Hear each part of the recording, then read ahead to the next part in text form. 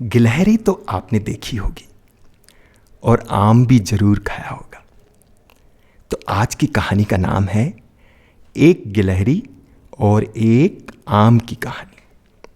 यह कहानी सुशील शुक्ल ने लिखी है और यह चकमक में छपी थी।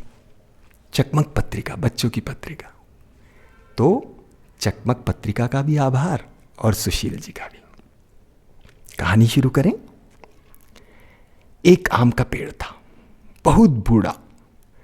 अगर इंसान होता तो बिल्कुल तुम्हारी दादी की तरह दिखता या दादा की तरह। उसके कई दोस्त थे, चींटियां, कौवे, कोयल, गौरैया, बिच्छू, गिरगिट, 13 चूहे और उनकी तलाश में आती एक भूरी सी बिल्ली भी। ये तो हमेशा उसके साथ रहते थे।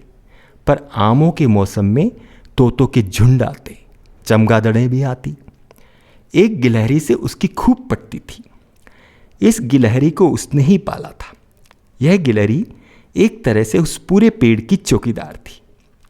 कोई कटफोड़वा आता और आम की छाल में छुपे कीड़ों को निकालने लगता और चोंच गड़ा गड़ा कर, तो यही गिलहरी दौड़ी दौड़ी जाती और कहती, जरा होले से जनाब। कभी कोई भूखी चींटी गुस्से में उसे काट लेती। गिलहरी दौड़ती, क्या हुआ?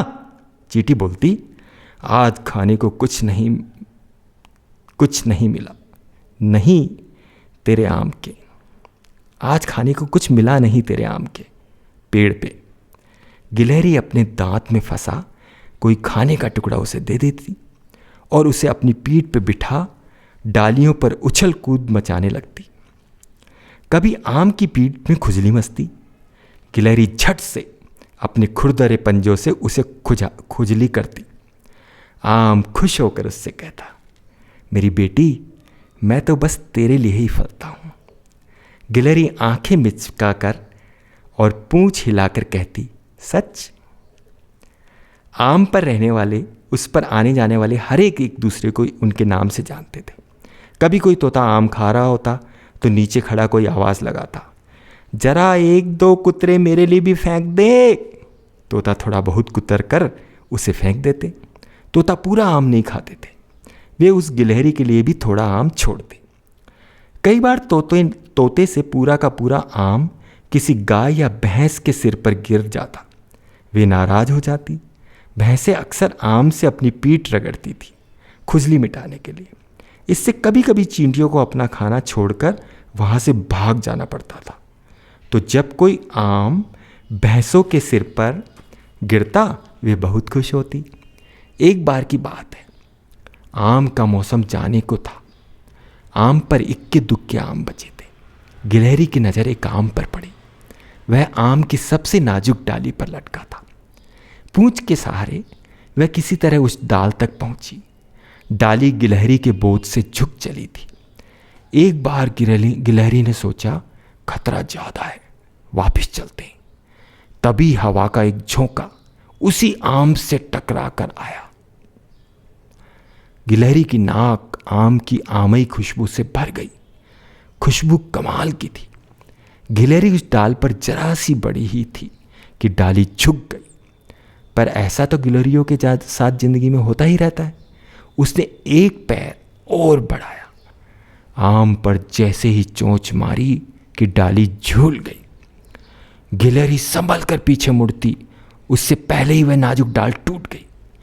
आम की निचली डाली गिलहरी को पकड़ने के लिए झट से झुकी, पर वह गिलहरी को पकड़ न सकी। गिलहरी धम से जमीन पर गिर गई और थोड़ी देर में ही उसने दम तोड़ दिया। आम बहुत उदास हो गया। चींटियां, कटफोड़वे, गिरगिट, छिपकलियां सब उदास थे। इस तरह 1 साल हो गया। फिर से आमों का मौसम आ गया। चुप, उदास आम पर हवाएं आ रही थी। हवाओं ने उसके कान में कहा, बोरों का मौसम आ गया है। पर आम कुछ सुनाई नहीं दिया। गिलहरी वाले उदास आम में उस साल फल नहीं आए। तब से हर बार आम में 1 साल फल आते, अपनी चींटियों, तोतों, चमगादड़ों के लिए। और 1 साल फल नहीं आते अपनी गिलहरी के लिए। आज भी तोते कभी कभी पूरा आम नहीं खाते, वे हर आम में से थोड़ा सा आम छोड़ देते हैं कि उनके जाने के ठीक बाद याद की एक गिलहरी आएगी आम खाने।